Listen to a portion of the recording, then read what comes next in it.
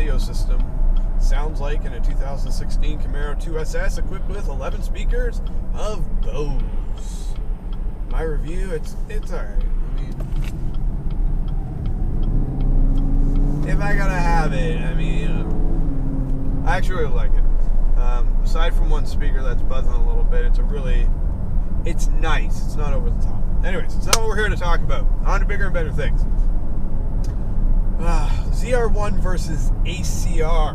Now, they're essentially the same thing, but to me, they're totally different. The ACR feels very tuner. I'm going to say that because it's more politically correct than ricer. But they are both very high horsepower rear-wheel drive with an abundance, a literal abundance of downforce, which is pretty neat. And I feel like GM revealed the car and they told us about it a little bit, but it seems like they're hinting at other things. And I feel like they might want to earn their stripes a little bit before they really tell us what they've done. And I'm okay with that. If you come out to a car reveal and you say, this is my car, this is what it does, and these are the track times, everybody's going to be like, oh my God. Whereas right now, this is our car, this is some of what it does, and it should be pretty good on a track. It's a pretty cool little truck. So, I mean, there's either way would be sufficient, and we'll see how it all goes. But the ACR, which I seen once in person at an auto show up on a pedestal, and it was rotating, and I took it in. The one thing the ACR had over the bed is side exhaust. That just speaks to my heart. The wing on the back, it felt very, I don't even know the words, just, I guess, put there. It's like, we need downforce. Here's a wing. Good enough. Run with it. And it worked. It did its job. But I don't think it was, am I going to get another squirrel today? Is that what's up? These squirrels are like, I just want to die underneath a Camaro. It's such an honor. Kill me. Oh my God. The Corvette feels very purpose. That's why I have not purchased any aftermarket wings for this car. Partially due to funds, but if I was to purchase one, I am purchasing one that is either a GM actual or a GM replica. I'm not doing aftermarket stuff because I find they never fit. It's always so-so.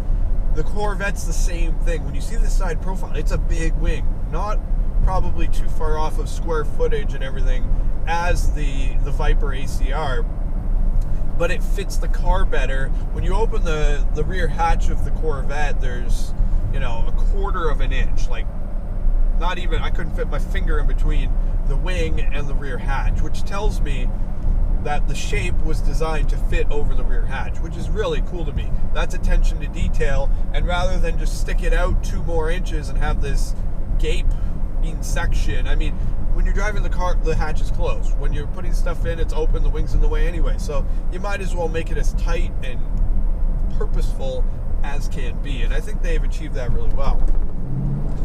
The horsepower, Corvette obviously has a beat. I think the Viper was in the 680 range, naturally aspirated V10. From what I can recall off the top of my head, the Vet is 755. Do I think that horsepower number is an advantage? The answer is no. I do not think that number is an advantage. Take this corner nice and easy because the cops are there, and drifting in front of police officers, probably not the best way to start my day.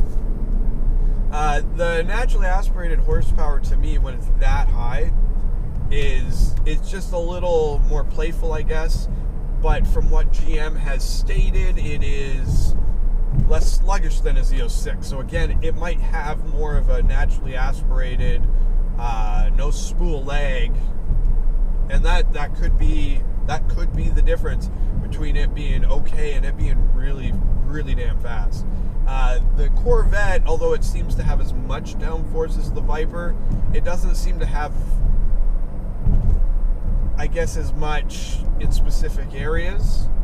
The Viper's top speed was very low. It was like 187 miles per hour or something, whereas the Vette is 210.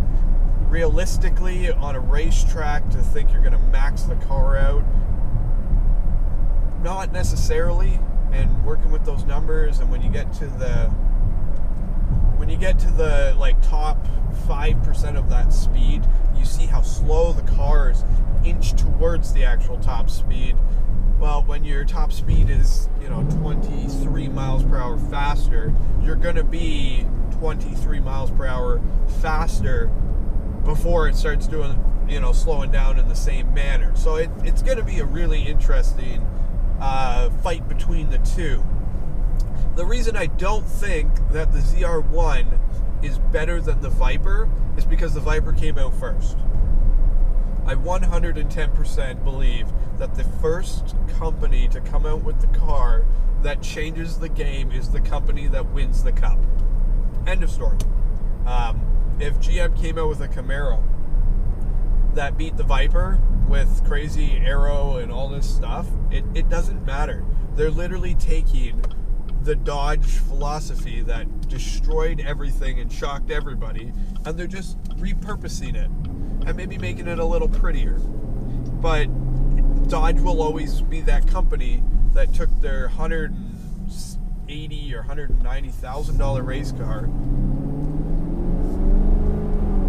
Is he literally just letting me by? It's been a weird week like that. Yep, here he goes.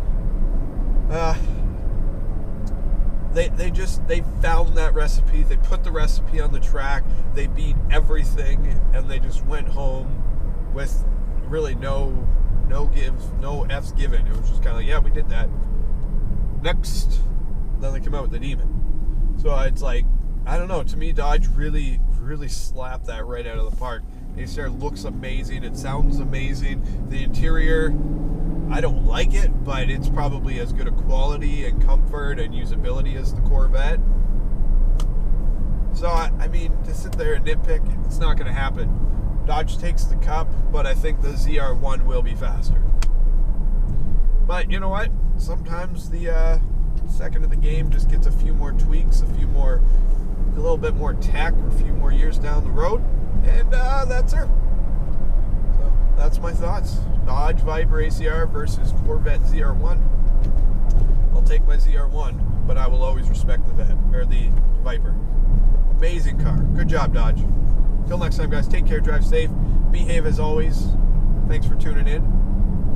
Finally got the mic working, and we're taking another crack at this whole passenger mount.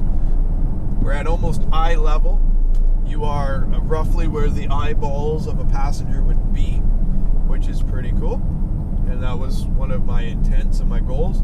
I broke my favorite mount. I haven't managed to fix it. I'm getting tired of the suction cup. And that one there, because I made it the Camaro logo that slips underneath the headrest, if somebody was to sit in that seat, they would probably get decapitated. So there's another huge plus. It is a seat that will remove people from your life if you so require. That might not be a bad thing. Till next time, adios.